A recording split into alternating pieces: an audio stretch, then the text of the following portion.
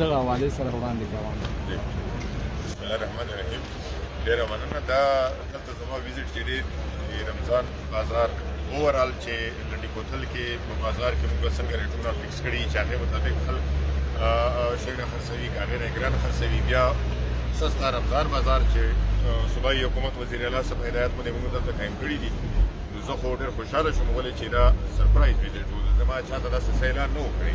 زه رالم دوی به دلته به چېرته ګرځېدل، نو فردن مې د یو دوکاندار نه هم تپوس وکړو، خلکو نه هم تپوس وکړو. الحمدلله دا خلک ډېر زیات ښه دي.